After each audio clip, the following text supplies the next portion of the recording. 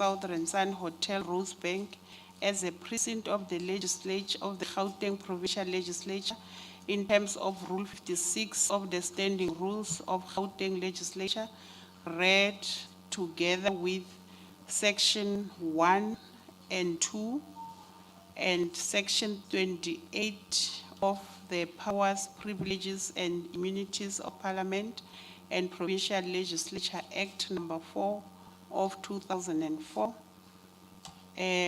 This venue is being declared, ladies and gentlemen, as a precinct of the legislature. So whatever that is happening in the legislature, we need to also abide in this venue as well. Thank you very much. I will now move to item number 2, which is opening and welcome. I don't know, I'm getting a disturbance, and you must also know that when we are disturbing in a venue, we are also disturbing people who are on virtual. So can we all settle, ladies and gentlemen? Can we all settle?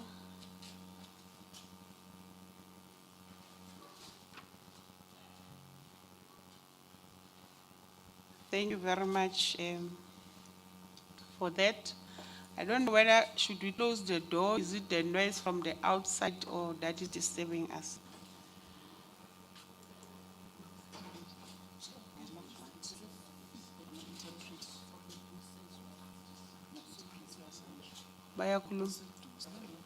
They are too close. Okay, but it's much better now. Let me take this opportunity to welcome everyone in this roundtable discussions. For those who are in the platform and the ones that are physical. And maybe just to also indicate that there will be people who are joining us.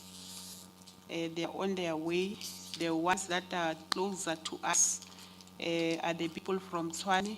So we will change our agenda just to make sure that by the time everyone is here, we then move to the discussions around the NPOs.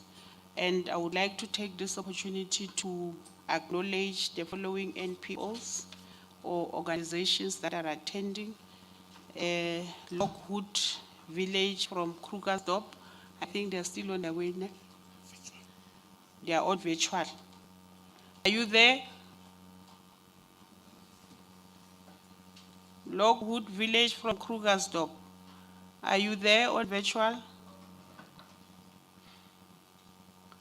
We must not take for granted that you are there, only to find that you are not part of us. But Sipho will sort that out. Johannesburg Society for the Blind. Are they here or are they on virtual? Huh? Virtual. You are welcome. Restorative Justice Center. Virtual. St. Mary's Children's Home. Interim Committee, Takalani Home for the Disabled. I think, yeah, you are welcome. I think I saw Comrade Togo was, your Honorable Member Magagula was indicating that the board is apparently here. You're welcome.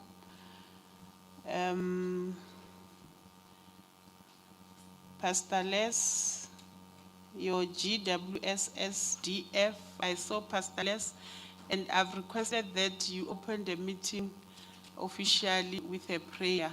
As soon as I've done the acknowledgements, would really want to also benefit from the word of God. We'll give you that opportunity. And Mr. Gert Jonker is a member in your, is here.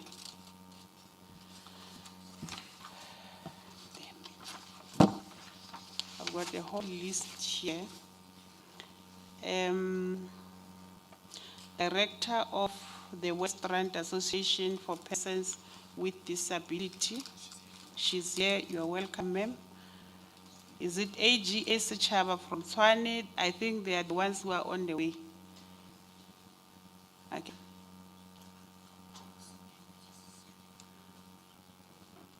Kukanong Project Center.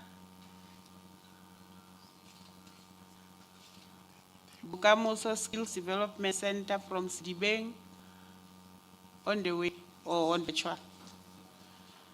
You are welcomed. Hope for Hopelessness. You are welcome, ma'am. Save African Child. They did not indicate where these NPOs are coming from. Unique for You on virtual. Krugersdorp, okay. Okay. Lesedi Community Knowledge Center.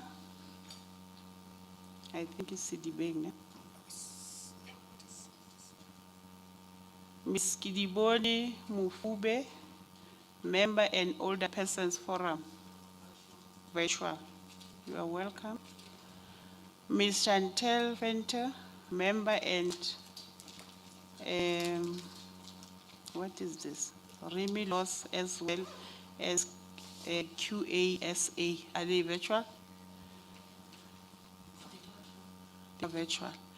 Okay, I apologize for other NPO members for not being here on time because I think the transport arrived late to pick them up.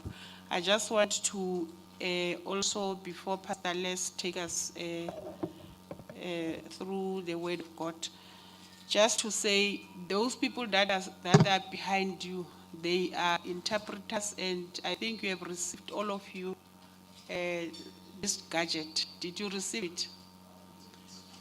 Not yet. Sipho?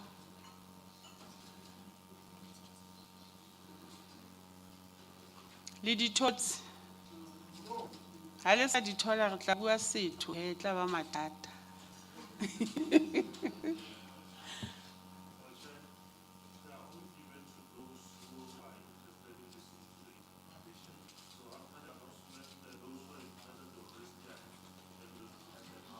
Okay, bare after announcement, but he ke kopa ba tla beng ba dithots di na le ntho e ka reng remote ya phone tjena, ne? And Sorry, I just see on the platform, the Teams, apparently people can hear. If they could sort out that, people who are on the virtual platform. Thanks. okay, the people who are working on the virtual platform, people can't hear us. Can you please sort that out, Sipho? Thank you very much, Member Kekana. So for those who are here, I'll get these things taking the remote. Ne? Number one, how is number one? It will be able to talk to you in English. Number 5, it's Sesotho and Sepedi. Number 4 is isiXhosa and isiZulu. Number 3 is Afrikaans. Number 2 is Chivenda, Xitsonga. Those are the languages that will be, you'll be able to choose from so that you can listen to the proceedings. Thank you very much, Pastor Les. I'm going to give you the opportunity. We can't miss this opportunity.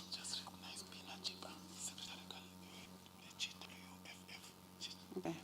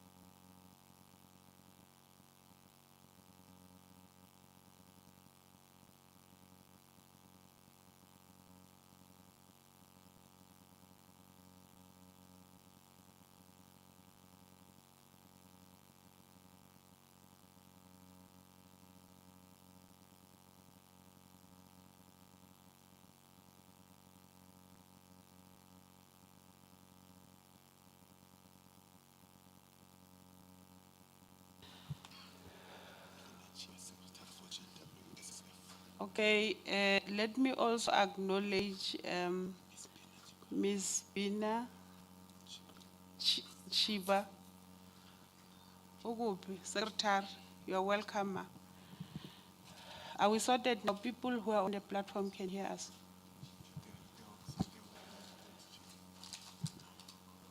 Whilst we are still waiting, honorable members and ladies and gentlemen,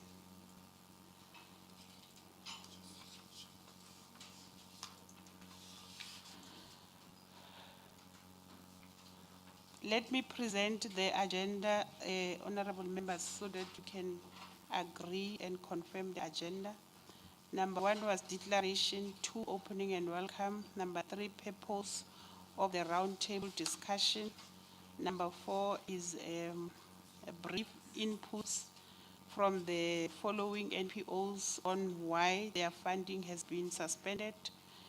Tukom's Rest Workshop for the Disabled, Interim Committee, Takalani Home for Disabled, AGA Sichaba Mohau Center, Kukanong Project Center, Bukamuso Skills Development Center, Hope for the Hopeless, Save African Child, Unique for You, Lesedi Community Knowledge Center, Yabana Village, Aretabeng Youth Development.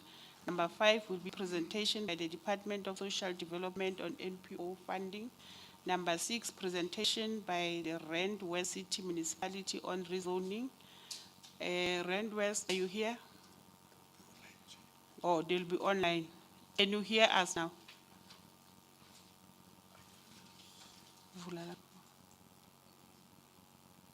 People who are online, can you hear us?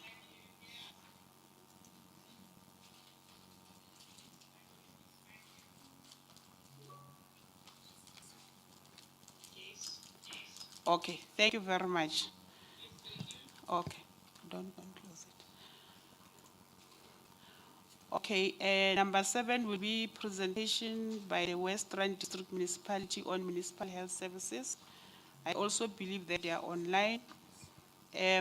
Number 7 will be discussions, comments, and clarity seeking questions. Number 8 will be lunch. Number 9 will be presentation and adoption of the committee's third-quarter performance report of the Department of Social Development for 2020-2023 financial year. Then presentation and adoption of the committee's focus intervention report arising from the annual report on the Department of Social Development for 2021-2022 financial year. And number 10 will be discussions, comments, and clarity seeking questions on both reports. Number 11 will be summary and way forward. Number 12 will be vote of thanks. So, honorable members.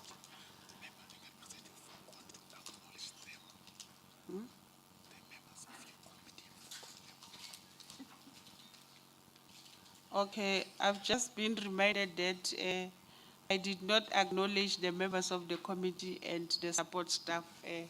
My apologies, Honorable Engelbrecht. I'm sorry about that. Yeah, it's being hectic this morning. You are all acknowledged, and a special welcome to Honorable Kekana, the former chairperson of this committee. She has rejoined us. Honorable Magagula was saying, Ululu Ubuyile, those who come from Kasi, you'll understand better. So that is the agenda, honorable members, I've presented to yourselves. So we'll have to make a decision, honorable members, whether to wait for the other NPOs that are on the road. Tswane, I was told that they are almost here, and Westland, they were delayed because I think they picked them up around 9 o'clock. So we have to decide whether to follow the agenda as is, or maybe you think we need to deal with our business whilst we're still waiting for the NPOs, because we are here because of them. This roundtable discussion is about resolving the issues. So I'll hear from yourselves, honorable members, your proposal on how should we proceed with the agenda of today. And then After that, I think we'll confirm the agenda. Then SIPO will give us the apologies. Honorable members.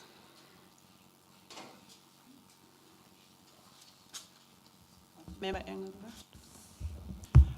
Chair, thank you very much. I think it's very unfair for the MPOs who are here, for us to wait for the other MPOs. Everybody was aware that the meeting was starting at 10 o'clock, and my suggestion is that we get started with the program.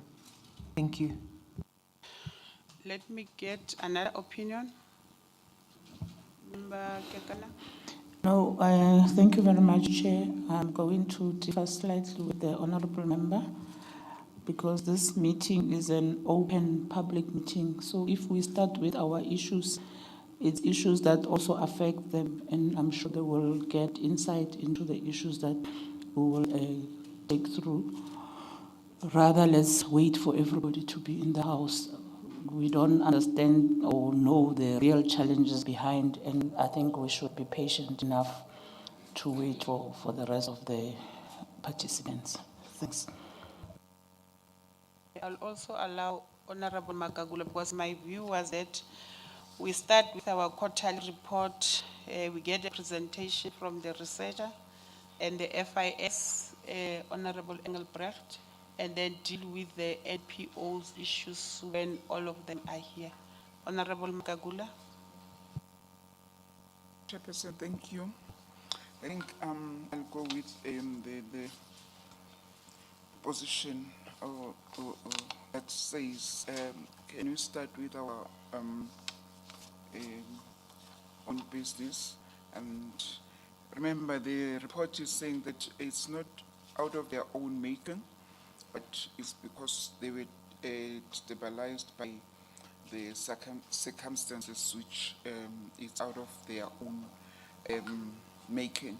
So let's start with the other business, and we'll end up with the NPOs, because I think challenges which are facing these NPOs are one and the same, but they can maybe hear that they're not the only one, and they can learn from each other as to how do they handle such a cases if they do have.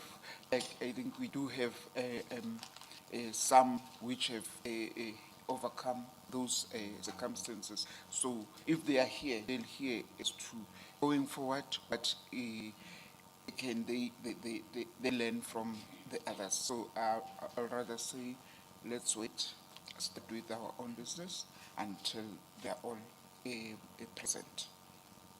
Thank you very much, Honorable Miller.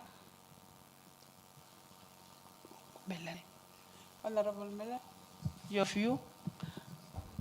Thank you, Madam Chair. Good morning, everyone. I think let's get started with the program. I agree with that, and then we can move on to the NPOs. But I think we should have a time where we decide that we're going to move over, because some of them, are we sure that they are going to be attending today? Okay, thank you very much, Honorable Engelbrecht. Unfortunately, majority rules.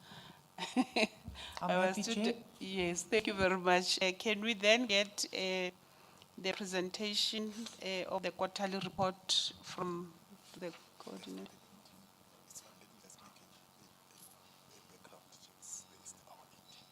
Okay. Thanks, Chair. Good morning, honorable members, colleagues, and our dearest stakeholders. Chair, the item number 9 is going to be presented by Aphelele Mnqatsha, who's our intern. She started, if my memory serves me well, last year, October. She's the one who prepared the report, Chair. What we're trying to do to make a point that when her internship is done, she's able to join the other departments, or if possible, when she joins on a permanent basis the GPL, she knows the ins and out.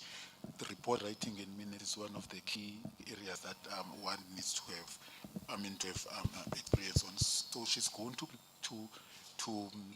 present the report. But now it's going to be different to the way that I used to present the report, because I only just do the, the critical issues. But for her to understand the programs of the department, she's going to read the report as it is. One of these days, we might not know that she might wait for work for the department. She needs to understand the programs and the sub-programs of the department. Hence, I'll request members just to be patient for her to read the report as is. Where there are questions, I will just come in and assist. And then, Chair, the other report, which is the FIS report, that one is going to be presented by myself, but that one will be presented after our engagement, because the engagements today are going to inform our recommendations in that report. So that one, while we are busy discussing, we will be noting the key areas or issues that must go to that report. I thank you, Chair. Thank you very much. Aphelele. You can skip abbreviations. We can go through them. Till now, we already know. For those who don't know, we have to go through the abbreviations. You can start with the executive summary.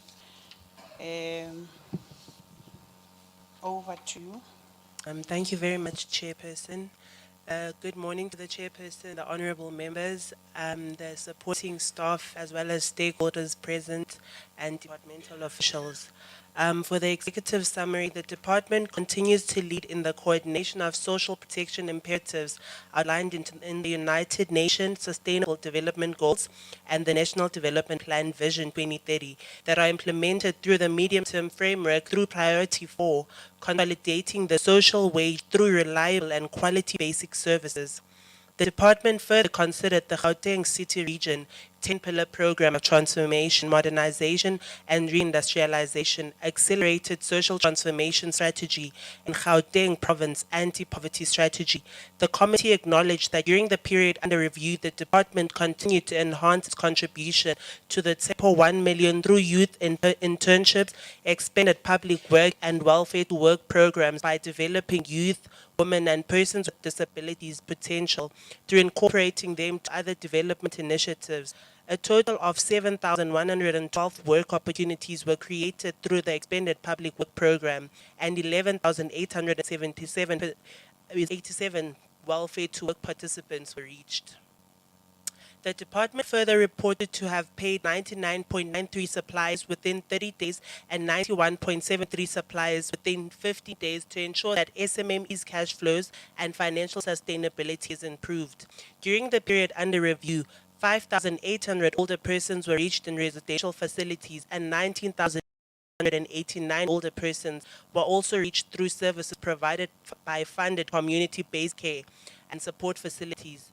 The committee acknowledged that 3,907 persons with disabilities were reached through protective workshops and 1,601 residential facilities, while 3,354,194 beneficiaries were reached through disability prevention programs.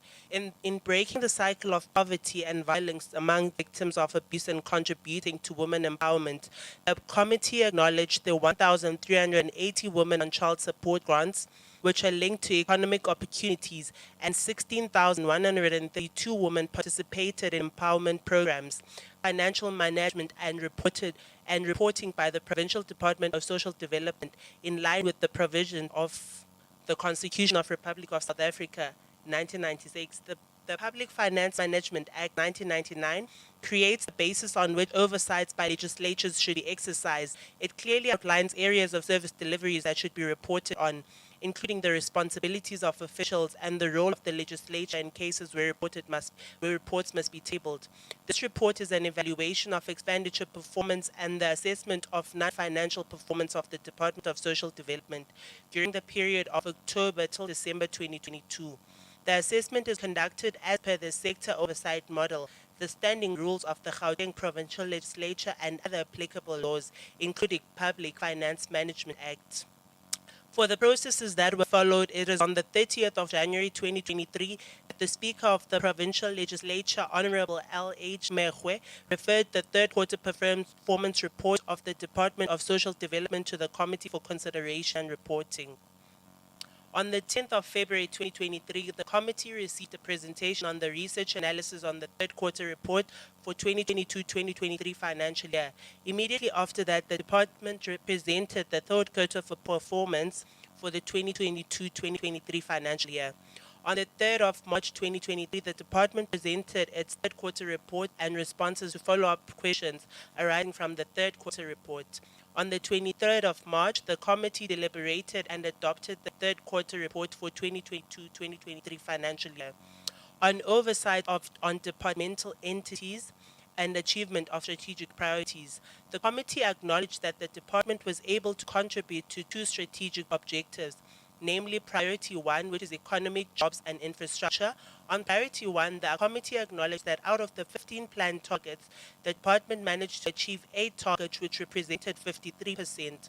3 showed good progress, representing 20%, and 1 target showed poor progress, as it was not planned for in the quarter under review, representing 13%, and 1 target was not targeted during the period under review. On oversight on department achievement of AB targets. Oversight on annual report performance specifically. Of the 20 planned targets, the department achieved 15 targets, representing 75%. 2 targets showed good progress, representing 10%. 2 targets showed poor progress, representing 10%, and 1 target representing 7% was not targeted for quarter 3. Of the 21 planned targets, the department achieved 17 targets, representing 80.95%. 1 target exhibited good progress, representing 4.76%. 2 targets showed poor progress, representing 9.52%, and 1 target representing 4.76% was not targeted for in quarter 3. On Program 2, which is a sub-program of Program Administration, Program 1, the purpose of the program is to provide political and strategic direction and leadership, and to guide and support the development policy frameworks and guidelines for the implementation of priority programs. The committee noted with concern that the number of extended public work program opportunities created through Department of Social Development program has reached 7,112 as compared to the planned target of 7,314 by the end of the quarter under review. The committee further noted that the number of learners on learnerships has reached 50, which is the same number that was planned for by the end of the quarter under review. On Program 2, which is Social Welfare Services, Child and Support Services to Older Persons, the committee noted that the number of older persons accessing residential facilities has reached 5,800 as compared to the planned target of 6,525 by the end of the quarter under review. According to the department, the underperformance was due to fewer beneficiaries accessing residential facilities than anticipated, which is dependent on the number of referrals received from communities. For program, still under Program 2, Services to Persons with Disabilities, the committee noted that the number of persons with disabilities accessing residential facilities has reached 1,601 as compared to the planned target of 1,923 by the end of the quarter under review. The committee acknowledged that the number of persons with disabilities accessing services and protective workshops has reached 3,907 as compared to the planned target of 4,365 by the end of the quarter under review. For HIV and AIDS, the committee acknowledged with appreciation that the number of food parcels issued by home and community-based care organizations has reached 118,244 as compared to the planned target of 102,000 by the end of the quarter under review. The committee noted that the number of beneficiaries receiving psychosocial supports has reached 108,343 as compared to the planned target of 1,086,000 by the end of the quarter under review. For social services, the Department of Social Relief applications recommended for approval by the South African Social Security Agency, SASSA, has reached 349 as compared to the planned target of 1,076 for the quarter under review. For children and families, the committee acknowledged with appreciation that the number of families participating in preservation services has reached 48,980 as compared to the planned target of 28,355 by the end of the quarter under review. The department indicated that the performance was due to the intensified departmental efforts in the implementation of the program, including the use of a revised mode of service delivery, which attracted an increased number of beneficiaries. The committee acknowledged that the number of family members participating in parenting programs has reached 34,988 as compared to the planned target of 11,953 by the end of quarter under review. The committee further acknowledged that the number of families reunited with their families has reached 804 as compared to the planned target of 504 by the end of the quarter under review. For childcare and protection services, the committee noted that the number of children placed in foster care services has received social work services has reached 1,463 as compared to the planned target of 1,333 by the end of the quarter under review. The committee further noted that the number of children with valid foster care service orders has reached 35,526 as compared to the planned target of 46,426 of the quarter under review. According to the department, the target was not achieved due to delays in some of the courts in issuing out the court orders and the designated CPOs not including the foster care process cases. For child and youth care service centers, the committee has noted that the number of children in CYCCs that are reunited with a family has reached 54 as compared to a planned target of 54 for the quarter under review. The committee further noted that the number of children placed in child and youth care centers has reached 4,312 as compared to the planned target of 4,312 for the quarter under review. For community-based care services for children, the committee noted that the number of children reached through community-based care prevention and early prevention programs has reached 20,370 as compared to the planned target of 19,473 by the end of the quarter under review. For Restorative Services Program 4, the committee acknowledged that the number of persons reached through the social crime prevention awareness programs has reached 713,941 as compared to the planned target of 271,424 by the end of the quarter under review. The committee further acknowledged that the number of NPOs implementing diversion and prevention programs has reached 1,407 as compared to the planned target of 983 by the end of the quarter under review. For victim empowerment, the committee acknowledged that the number of beneficiaries reached through program of no violence against women and children, including 16 days of activism, has reached 2,050,869 people as compared to the planned target of 1,231,226 people, while the number of students reached through the awareness programs rolled out in institutions of higher learning has reached 113,009 people as compared to the target of 15,638 people for the quarter under review.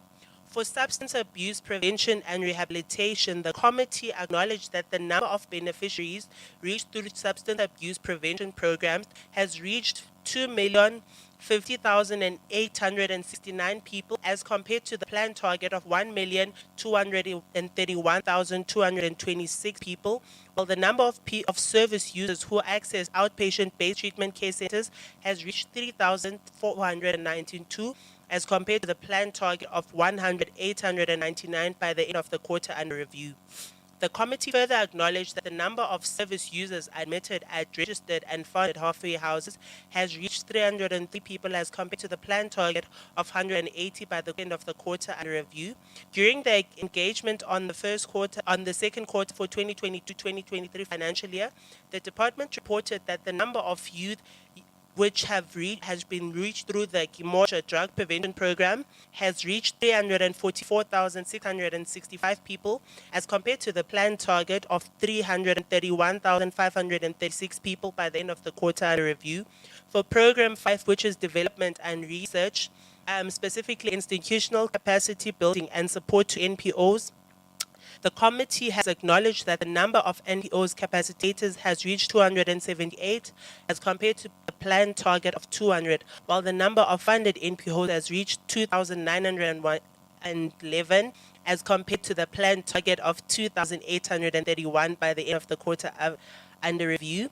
For poverty alleviation and sustainable livelihoods, the committee acknowledged with appreciation that the number of food relief issued to people through food banks has reached 91,644, as compared to the planned target of 505,087 people by the end of the quarter under review. The committee noted with appreciation that the number of dignity packs distributed has reached 604,805, as compared to the planned target of 444,000 by the end of the quarter under review. For community-based research and planning, the committee has noted that the number of households profiled has reached 19,001 as compared to the planned target of 12,521, while the number of wards profiled has reached 3 as compared to 5 by the end of the quarter under review. For youth development, the purpose of this program is to provide sustainable development programs which facilitate empowerment of communities based on empirical research and demographic information. The committee has acknowledged with appreciation that the number of youth participating in youth mobilization programs has reached 35,063 as compared to the planned target of 22,926 by the end of the quarter under review. The committee further acknowledged that the number of youths participating in skills development programs has reached 18,028 as compared to the planned target of 12,181, while the number of youth accessing economic opportunities and in income-generating programs has reached 80,288 as compared to the planned target of 12,420 by the end of the quarter under review. For women development, the committee acknowledged with concern that the number of women participating in empowerment programs has reached 16,132 people as compared to the planned target of 16,188 by the end of the quarter under review. According to the department, the target was not achieved due to delays in school uniform projects tender processes wherein women empowerment would have been affected. The community further acknowledged that the number of women on child support grant linked to economic opportunities has reached 1,380 as compared to the planned target of 1,357 by the end of the quarter under review. On the oversight on departmental entities project management, the details of departmental program management, the committee noted that the department has several projects, particular on infrastructure, that are behind the schedule due to a number of reasons, which some of them can be attributed, amongst others, to lack of intergovernmental relations in implementation of these programs. For monitoring and evaluation, during the deliberations of the third quarter report for the 2022-2023 financial year, the department reported that it has institutionalized management of reported performance information through both performance monitoring and evaluation framework as central records management's guideline. According to the department, performance monitoring and evaluation framework has ensured that regions, institutions, and business units of departments support their quarterly report with evidence which they pre-verify before final verification by directed monitoring and evaluating. The standard operating procedures, tracking and sign-offs through the management of reported performance value chain leading to final verification. The department further recorded that central records management ensures that M&E final record verified reported performance information is safely stored in a departmental central reports center, which is managed by head office records management unit. As per the final verified records handed over by localized records management units from regions, institutions, the process declinated above has been systematically executed. The Central Record Management Guideline and Records Protocols ensure that performance information is safely stored until audit by AGSA is concluded and then kept in line with records management. An oversight on the departmental financial performance. During the 2022-2023 financial year, the department has been allocated an amount of 5,005,037,000.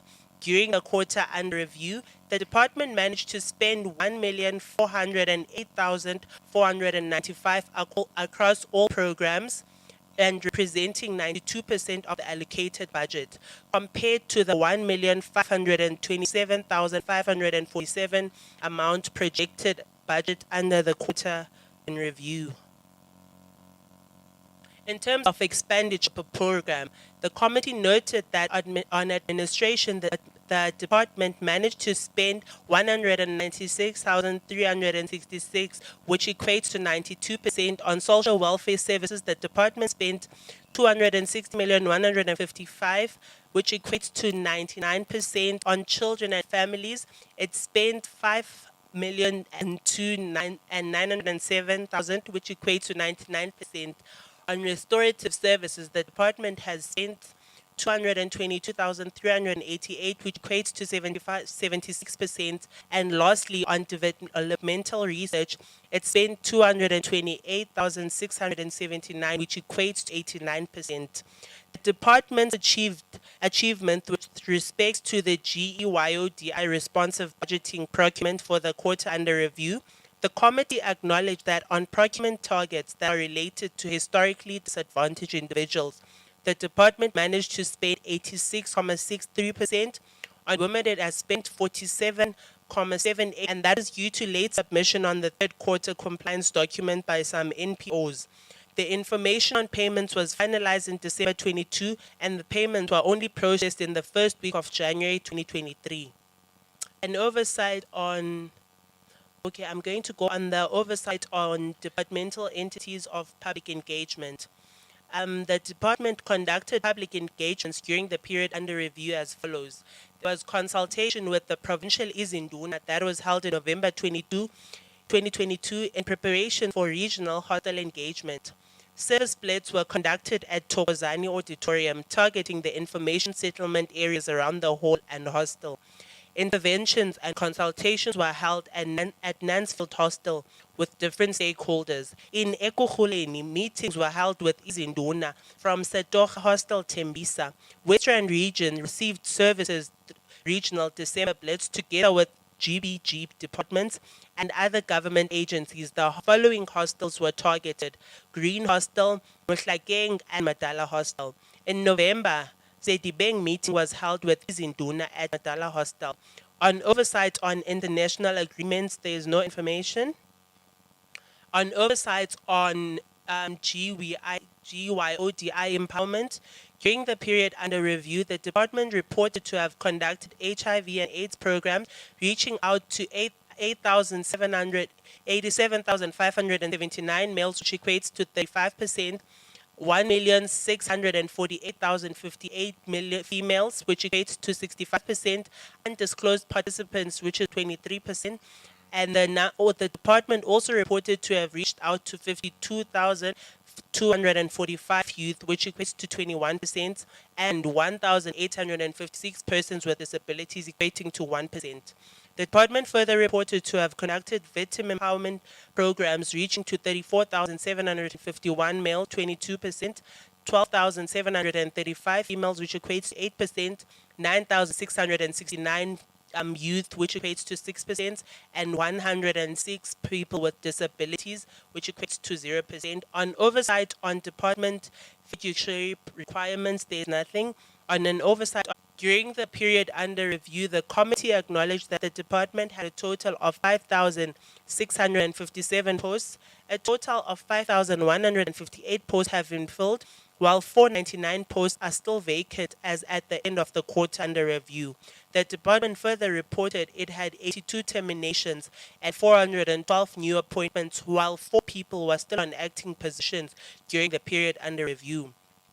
An oversight on any other groups and how the 2.9 additional. To thank the MEC for Social Development, Honorable Mbali Hlophe, the HOD and officials of the department as a collective. I would also like to express my appreciation to the members of the committee, Honorable T. Magagula, Honorable Aaron Cheke, Honorable A. Ndlovana, Honorable B. Badenist, Honorable D. Ledwaba, Honorable B. Engelbrecht, Honorable B. Mufama, and Honorable Mela J. for their commitment to the oversight process. I commend them for their diligence during deliberations on the second quarter program. The committee would also like to thank officials that support the committee, which is A. Mchanga, S. Nwala, Z. Panchwa Mbalo, Z. Nenweli, N. Chikolo, J. Moy, T. Nzuke, D. Ngwenya, N. Klebi, L. Mantata, K. Kulu, and M. Makwela for their dedication in assisting the committee to achieve its mandate. In conclusion, for the adoption of the extensive deliberation, the Social Development Committee adopted the third quarter performance report on the Department of Social Development for the 2022-2023 financial year in accordance with Rule 1172, read together with Rule 164 on the Social Development Portfolio Committee tables, the report to the House for consideration and adoption, considering the concerned and the proposed recommendations made in the report. This is the end of the report, and I'd like to hand over to Mr. Esngwala for any questions that the honorable members may have. Thank you. Thank you very much. That is acceptable. Yeah, this is my copy.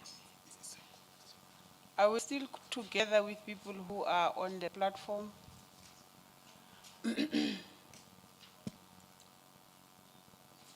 Are we still together with people who are on the platform?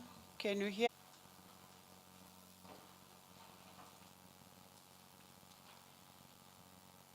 Have we lost people on the platform?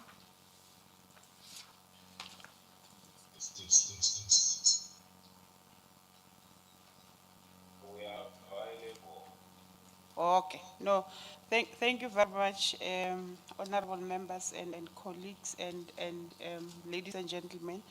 Because we did not expect anyone to be absent in the meeting. As Aphelele was presenting, I then noticed that some of the names of the honorable members are also that she read out are not in the meeting. So I'll just check with Sipho or John whether did you receive any apologies before we proceed so that we can put them on record if there's any. Sipho? Yes, Chair, thanks very much. We've received an apology from Honorable Adams, who is hospitalized, and also Honorable Refluenzeke, who is also not feeling well. Honorable Beverly Barren was writing exams. And then also we have received apology from the Office of the MEC and HOD. They are busy with IGR consultations. Thanks, Chair. Honorable Edwaba is in KZN with transport. Okay, so thank you very much. Honorable members, are we noting those apologies? I think we took it for granted that everybody would be here.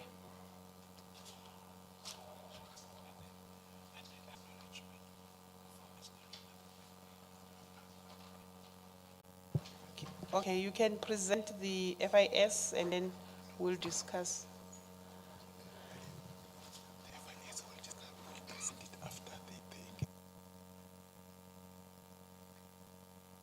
Okay, osh, agenda yethu is very dermagar today. Labona le fitla lata yanong la re tlhaka-tlhakanya bagolo. Ba re FIS e tla tla ko morago ga presentation ya the NPOs. So Sipho, can you then tell us where are we supposed to go now, because it looks like we are moving from one point to another. Where are we now? Chair, we need to deal with item number 9. If there are any comments, clarity seeking questions, then we adopt that report. We take it out of our way, then we go straight to the item of the NPOs, and then we will follow to the item on the FIS, because the recommendations on the FIS are going to be informed by our deliberations today. Hence, we cannot present or adopt that report before we conclude with the views of the NPOs that are present here. Thank you, Chair. Okay, thank you very much. How many NPOs are still to join us? We're fine, so we can now go back. Is restaurant here? Comsres, Hiso. Oh, they are eating. Okay. Honorable members, comments and question, clarity seeking questions. Honorable Yagana, Honorable Engelbrecht. Are you fine, Honorable Miller? Okay. In that order. No, thank you very much, Chair. Mine is just a small clarity-seeking question in terms of under poverty alleviation and sustainable development, sustainable livelihoods. The first sentence there says that the committee acknowledges. I know I was not part of the deliberations. Maybe I'm taking you back, but please excuse me if it's a mistake from my part, to say that the committee acknowledges with appreciation the number of food relief issued to people through food banks, which has reached 91,644, as compared to a planned target of 205,000. So to me, it does look like the department underachieved in this regard. Unless if you are saying because they've reached a lesser number, then it means the impact on poverty alleviation is being felt. Therefore, we are providing lesser people with food relief instead of the planned bigger number of 205,000. So I thought the sentence could be reconstructed if I am correct. So you can clarify me. Thanks, Chair. Honorable Engelbrecht, I'm gonna fire Sipo to very soon. Sipo is very destructive. Honorable Engelbrecht. Chair, thank you very much, and I welcomed the report, and I think the discussion is very important in terms of the discussion that's following with the NPOs and the lack of funding. This is only two departments in the appropriation budget that did not receive any funding from Treasury because of the underspending and because this department did not meet its targets. In terms of Program 2, 42.6 million was reprioritized, and Program 2 is the social welfare program, which consists of older persons and disabilities, and Program 3, which is children and families, 40.8 million was reprioritized. And to make it clear to the NPOs that are here today, that comes to 82.6 million, which was reprioritized. That is money that should have gone to you, which was reprioritized to Program 4, which is restorative services, which consists of crime prevention, victim empowerment, and substance abuse and prevention. And 156 million has been allocated to the NPO function of substance abuse prevention and rehabilitation. And I think it's an important thing to mention today, because that is money which should have gone to you and has gone to substance abuse prevention and rehabilitation. So I think it's important that this was discussed and that it should be discussed today. So thank you, Chair. A huge concern for me. I'm going to fire Sipo on the executive summary, the problem, Sipo, is you also not numbering your pages. So if I'm referring honorable members to the executive summary, at least I should be saying page what. The last paragraph, where it says the committee acknowledges that 3,907 persons with disability were reached through protective workshop and 1,601 residential facilities, while 3,354,194 beneficiaries were reached.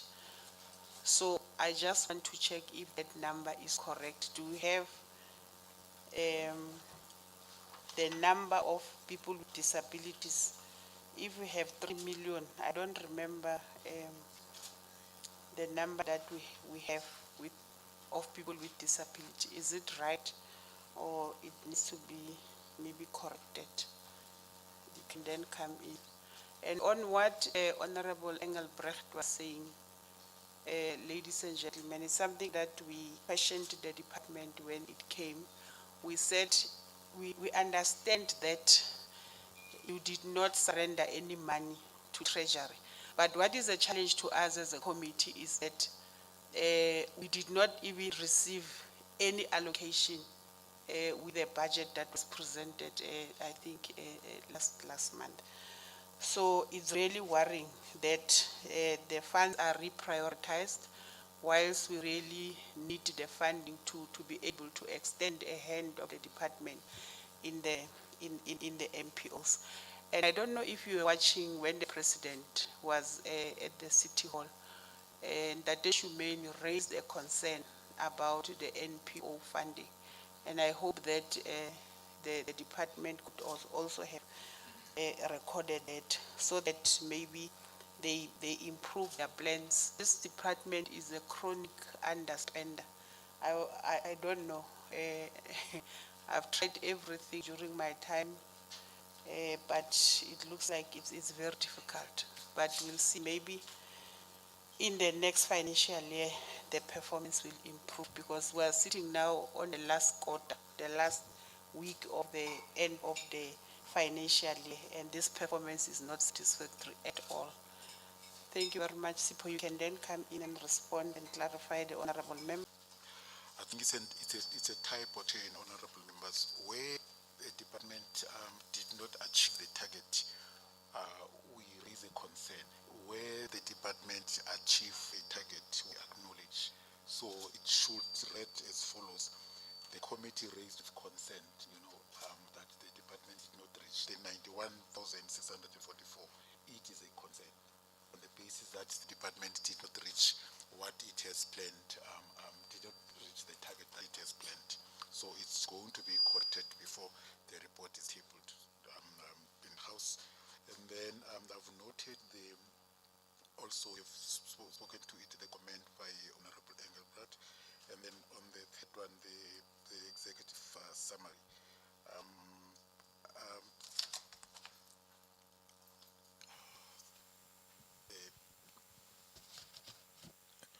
The third one on the executive summary, Chair, it is, I have a quarterly report with me, is captured as such, but what we're going to do before the report is tabled, we'll try to get clarity from the side of the department. But as it is written in their quarterly report, it is as such. We'll just confirm the figure. Thanks very much, Chair.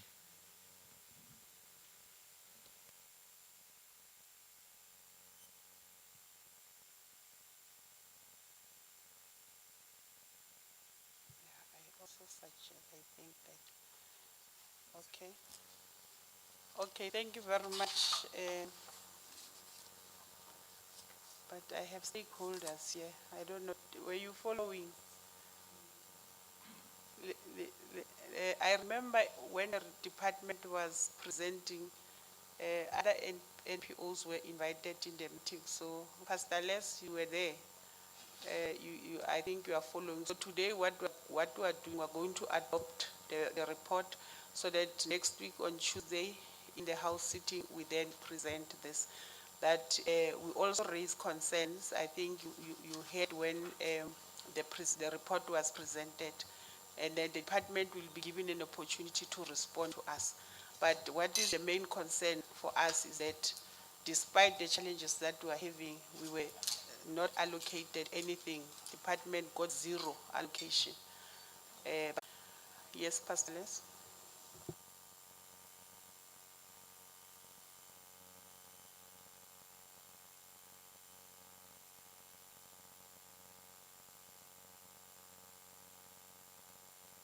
So we really wish that the municipality will come to the party and assist us in that way. Thank you, isn't it?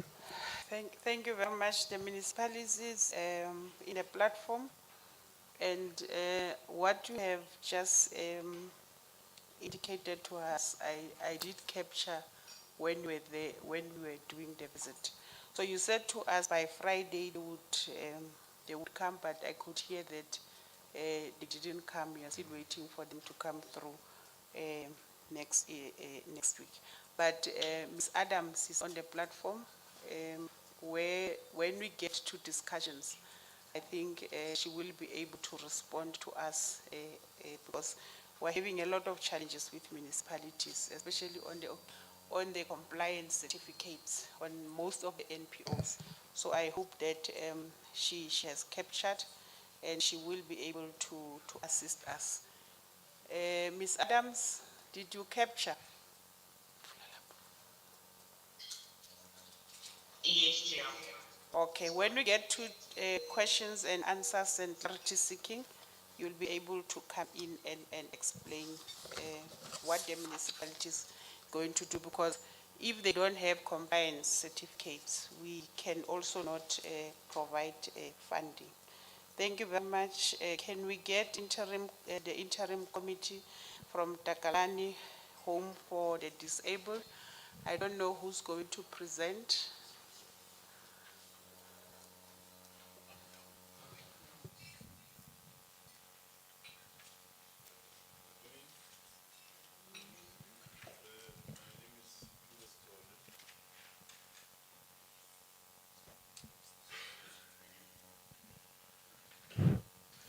Good morning, everyone.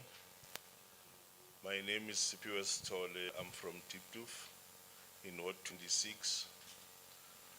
I'm an elected member of the Ward Committee serving on the Health and Social Development portfolio.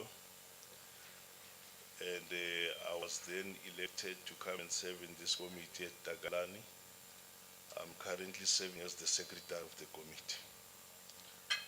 Sitting here, I'm flanked by two former ward committees from Tiptuf, who also form part of this committee at Takalani. So the issues of Takalani, if the Department of Social Development can tell the truth, don't start now with this committee. When I started to serve in the ward committee, it was, I want to believe, back in 2012, when we attempted to resolve similar issues at Takalani. Fast forward to that, the office of the councillor was approached by some staff members from Takalani to say Takalani has been without power since December. There's no electricity there, there's no food. The staff has not been paid for a period of over 7 months now. And we quickly convened a community meeting with all the stakeholders in the township, in the community of Tiptuf.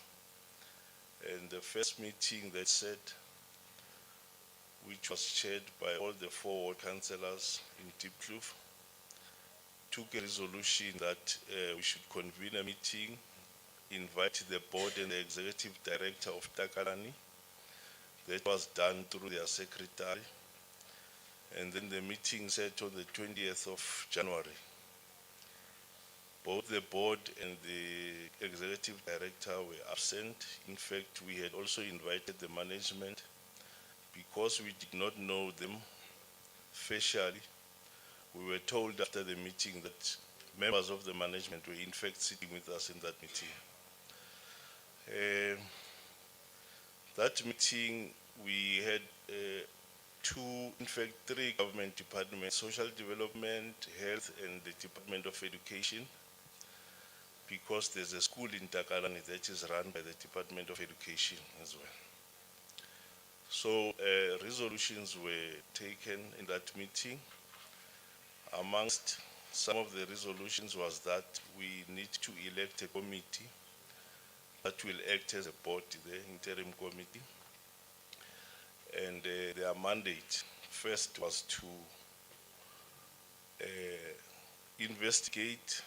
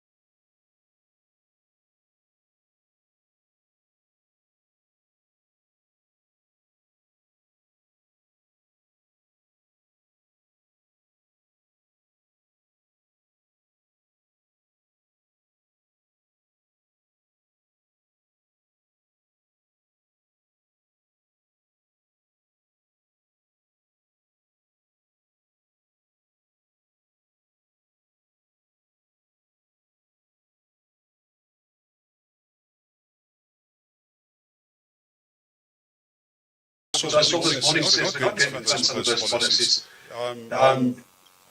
If we If we lucky enough to sign those service level agreements by the end of next week, which is virtually impossible, early in March, it means that NGOs will be paid the first tranche in May. lucky closer to June. And how on earth must we stay financially afloat? We're a social business. We need income. Government is our funding partner. We are the primary funding partner and the primary service delivery partner of DSD in the country. Yet, our needs, financial needs to remain sustainable is disregarded completely. And then just two last matters for consideration.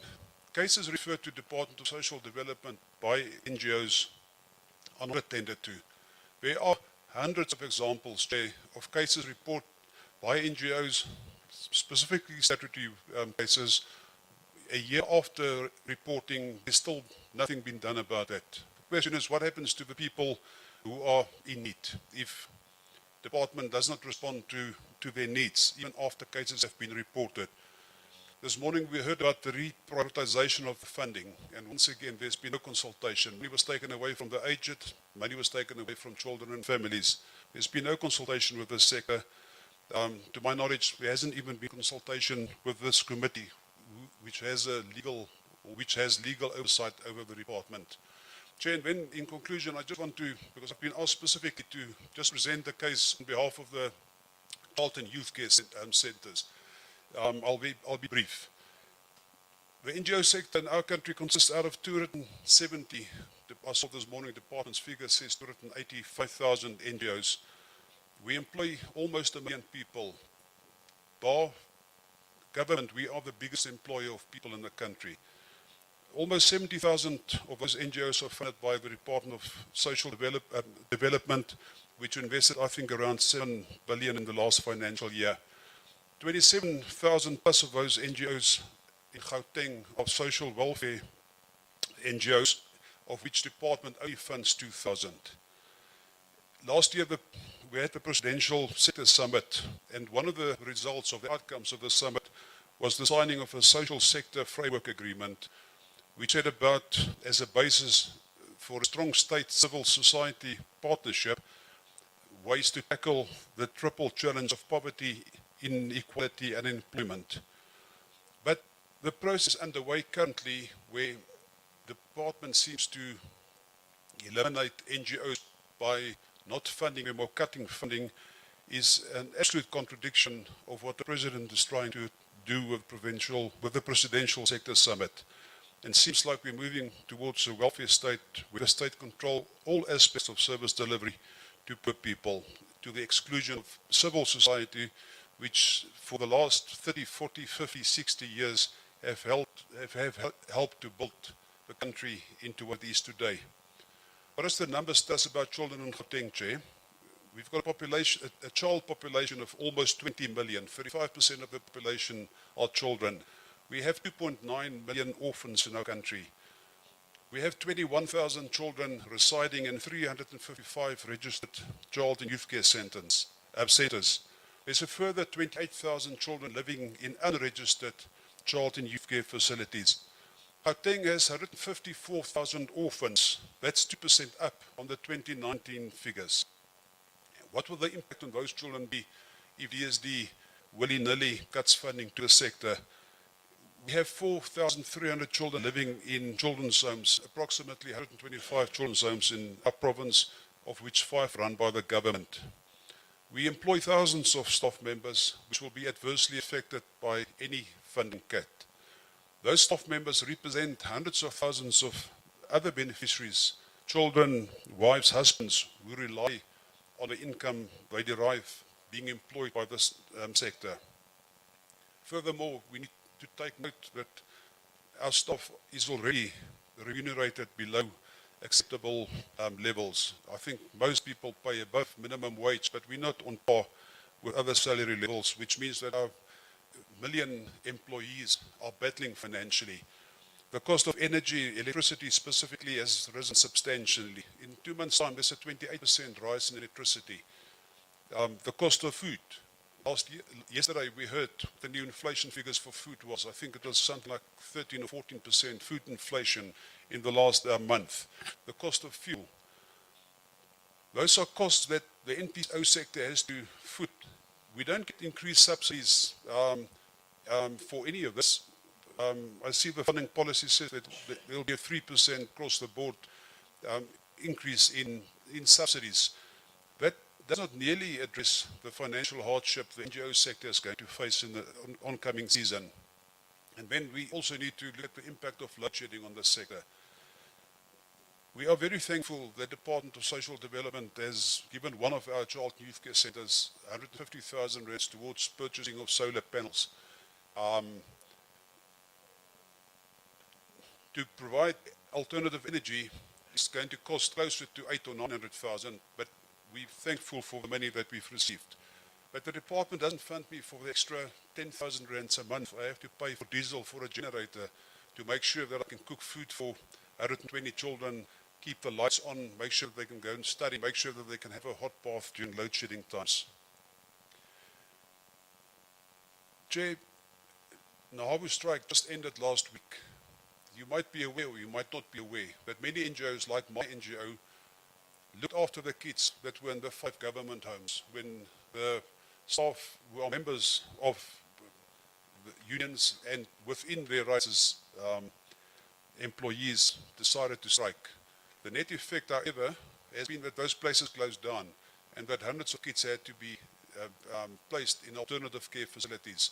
The NGO sector does that at no cost. I've accommodated children in 2 of my child and youth care centres, which we've done a dozen times in the past. We're not remunerated for that yet. Government is looking at closing centres down and cutting funding. In conclusion, I just want to say, Chair, that the CYC sector is on a knife's edge. We need more funding, not less funding. The reprioritizing of funding is taking food away from our beneficiaries. We're taking food off the plates of orphans and vulnerable children. There's been a decline on average about 13% on CSI funding in the last year. DSD is our primary funding partner, and they should explore ways to strengthen the partnership by increasing the funding and not force us to close down because they withholding or withdrawing funding. And Chair, with your permission, there's a child who grew up in a child and youth care centre, and with your permission, I would ask that she's been given an opportunity to speak as well. She became aware of this funding crisis in the last 2-3 weeks when she attended an AGM on behalf of a group of children from different children's homes. And in speaking to her, we also realized that they have a voice, but there's no platform for their voices to be heard. So with your permission, I would ask that you give her a minute or two just to say what she came to tell the committee, if that's okay. Thank you very much. We'll give a minute, and then Chair, you'll follow, and then Chantel in the virtual platform, you'll follow. Thank you. Like this. Okay. Good afternoon, everyone. My name is Nikita Waite. I am 19 years old, and I'm from Bethany House Trust. I was lucky enough to go to a private school because of the funding we've been receiving. And because of that, I became head girl of 2022 for my school. I am now in an independent program living where I am studying law at the moment and working at a coffee shop part-time. I've been in the system since 2013, and like many kids, I've aged out because of missed court orders. I'm here today to speak and raise my opinion on behalf of 2 NGO children homes run by Gert Jonker and his team. There are 89 kids in Bethany House Trust and 30 in Ikusasa. I heard that the government wants to cut NGO funding, and I was quite disturbed by this, because if you cut our funding, you cut our opportunities. Every child gets 4,100 rand per month. Now that might sound like a lot to many of people, but keep in mind this has to pay for our staff, for our food, our accommodation, our sport, education, recreation, transport, and other necessities. We are surviving, and we are deeply grateful for it with the current funding we're receiving. We even share with the homeless at times. However, there are days where we still struggle to get enough money for food, for toiletries and other necessities. These are things that grown-ups usually worry about, not kids. Yet we do, because we know at any time the orphanages could close, we'd have no home to go to and no future. Imagine for a second if our fundings were cut drastically. Less money for staff, meaning no house parents to look after and raise us. Not enough money for the necessities. How long would we survive? The funding not only attracts other donors in the community to help us, but it gives us a chance to go from abused, toxic homes to a shot at a successful life. We are where the change begins. We ask that you don't give up on us. Through your funding, you've given children opportunities to go from nothing, no hopes, to a head girl, to a lawyer, to a doctor, etc. We want to make a change. We want to be the difference. And with your help, we can do so. God bless and thank you.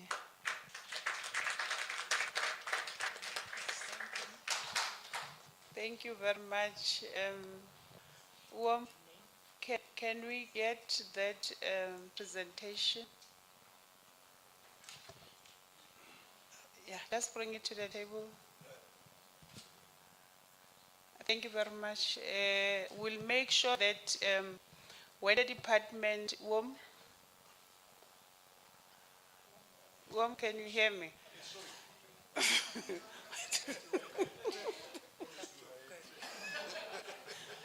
You're my people from the West, right? I want you to get out of here.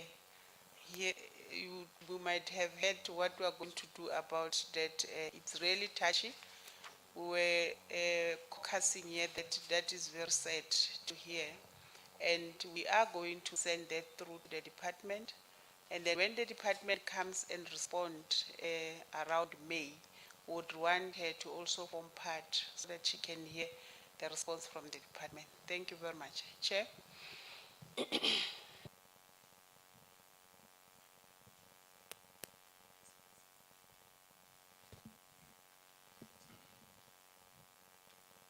Thank you very much, Chair, and greetings to the honorable members. The name is Thabo Mokgethi. I'm the chair of the interim board of Takalani. I have only one issue that I want to emphasize. Whilst acknowledging that we'll have an opportunity to make written submissions.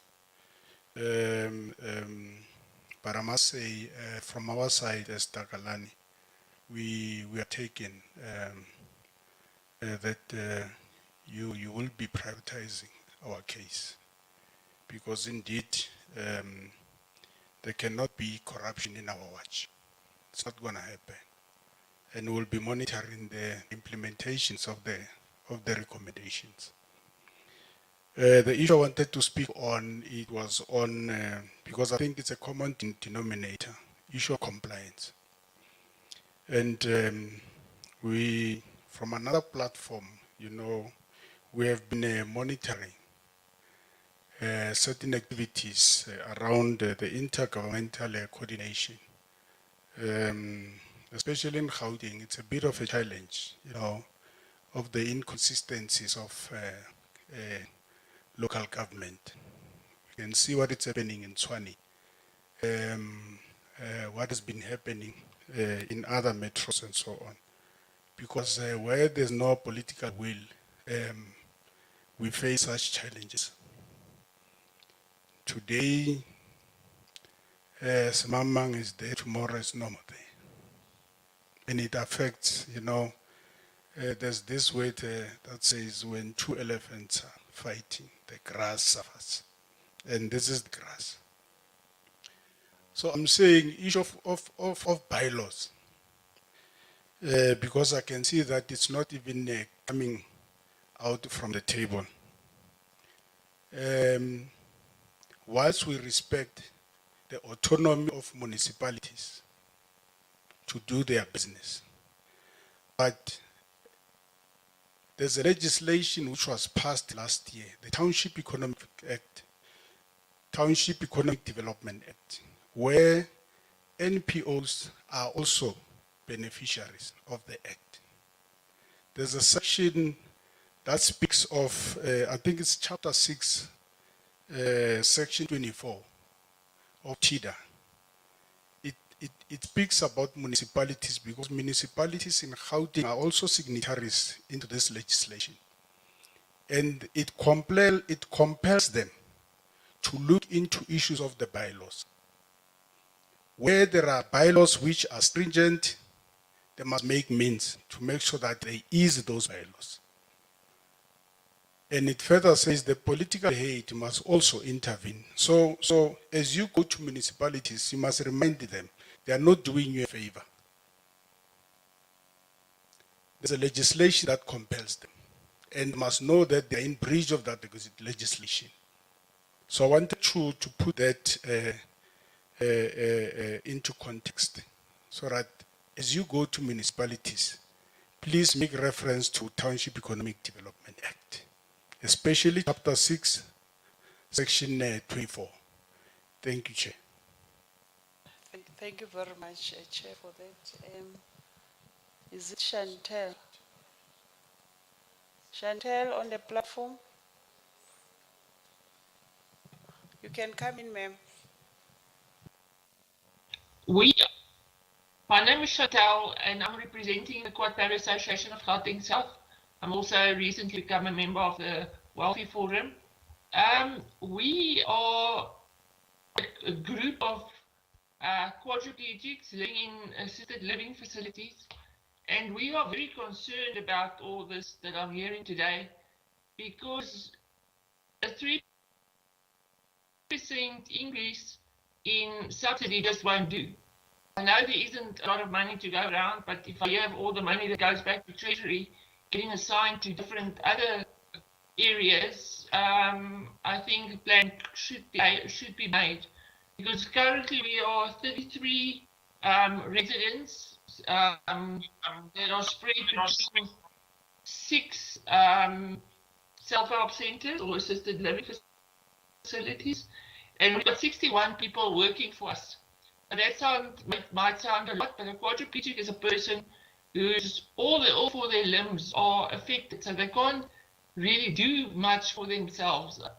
We can't get out of our beds on our own. We can't get dressed on our own. Some of the quadriplegics have to be fed. So we need the staff that we have because they work shifts. It's a 24-hour care service. But we hear about 28% increase in tariffs of electricity. We know fuel's going up. We hear about these salary increases. There's also very inconsistent funding between the centres. Some of our centres get money for administrative officers. Others get drivers. Some get funded for caregivers, 2 or more. Some don't. So we are really concerned about the subsidy model that the Department of Social Development is implementing at the moment, because there's no consistency. I thank you for your time. Thank you very much, Chantel, for those comments. I think we have noted the comments. We are now in the way forward. All the inputs have been noted, and as I have said, and Sipho have indicated when he was reading the recommendations, that the department will respond in April, and then we're going to reconvene with all the stakeholders around May, so that they can respond to us on all the issues that were raised. And then we will also be circulating the report that Sipho was presenting to all of us. Sipho, you said we're giving the stakeholders up to tomorrow, end of business, which is Friday. If your inputs are not in, we'll not be able to capture, because we have to table the report on Tuesday. The issue of Takalani, and I think one NPO that raised issues of corruption, and maladministration and mismanagement of funds. We will isolate those and make sure that we compel the department to do an investigation and report back to the committee as a matter of urgency. So I hope that we'll get those reports. And as we were presenting, I was listening, and I think I agree with, I think it's there who was saying you are the biggest employer. And I think it really assists. So we can't just leave this thing to die and people not being funded whilst we are creating jobs, whilst we are also assisting and extending a hand to government to create jobs. So we will make sure that we really monitor and follow up on the commitments of the department as we'll be receiving responses from them. Having said that, we'll move to our item number 12, which is vote of thanks from Honorable Member Ekana. And then after that, Pastor Les,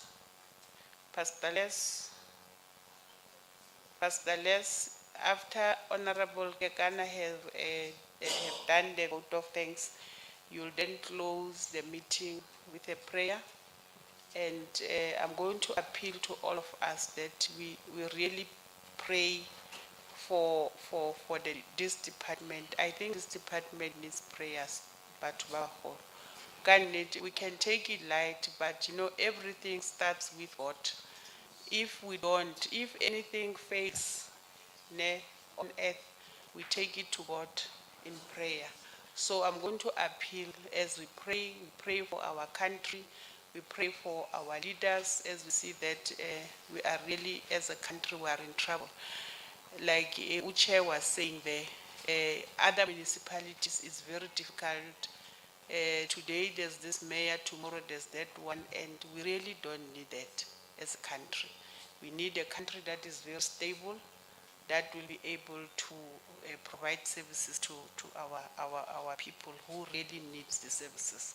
I'm really serious. It's really not a joke. We have to do that, Pastor Les.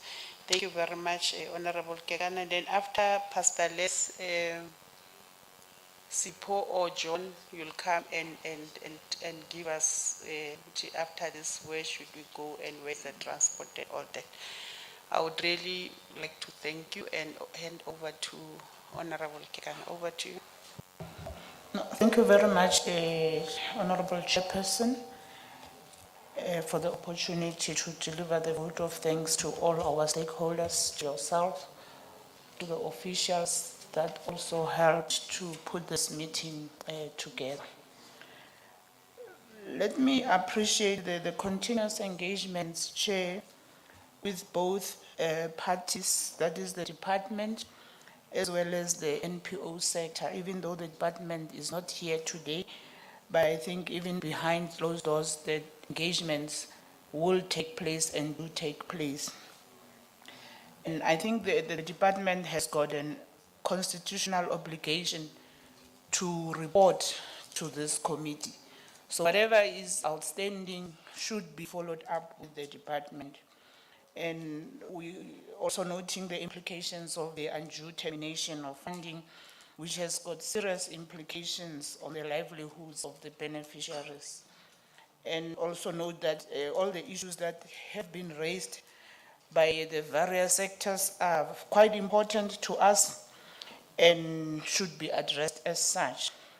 And we also hope that those NPOs that do comply and now rather opt to disengage from the funding by the department due to frustrations that they are going through, we hope that with a continuous engagement, they would be able to reverse their decisions, because if they offer a good service to the community, we can't afford to lose them.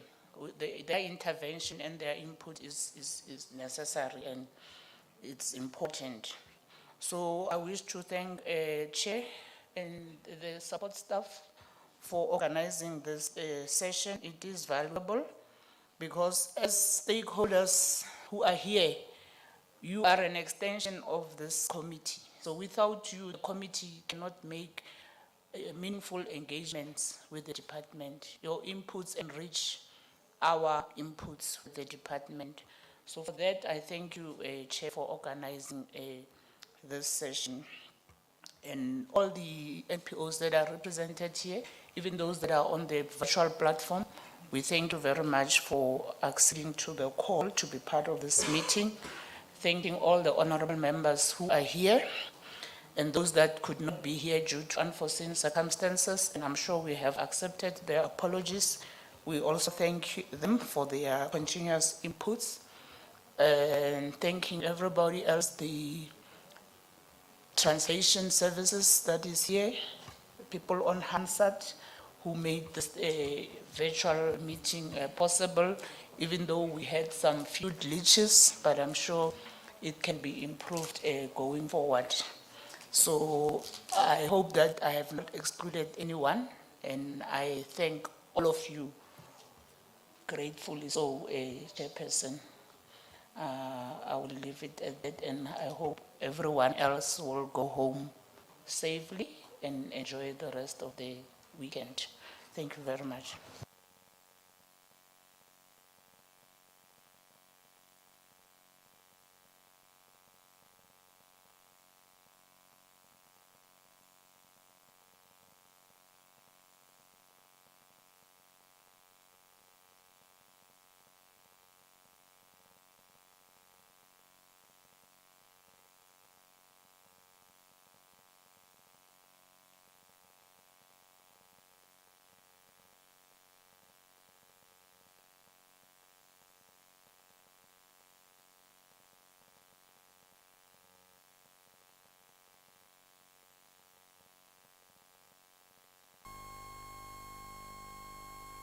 That there is only one who can make a difference, and that's you.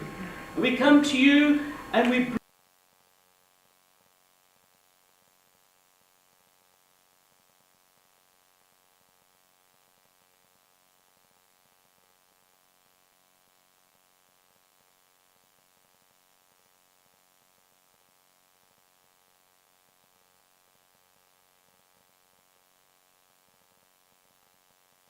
give them wisdom, understanding and direction, that they might know the mind of God. And as they seek the mind of God, they'll have the right rule, the proper rule, the true rule to guide this nation, so that we might once again rise up from the ashes, mount up with wings as eagles, be strong in the Lord, and go forward like a country that has been born again by the Spirit of God. A South Africa that can lift up its head.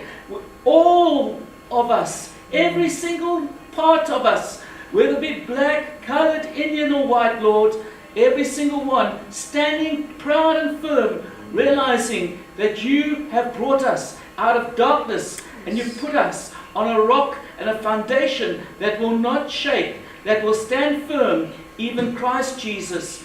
Be with us, Lord. Protect us as we go our separate ways. And Father, that we will remember you and give you the glory and the honor for all that you have done through your Son, Jesus. Amen. Amen.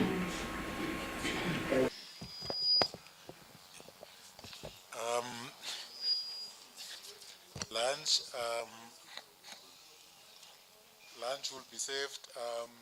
As you get out of the door, you turn right, and then there will be another door on your right. That's where lunch is going to be served. Thank you very much.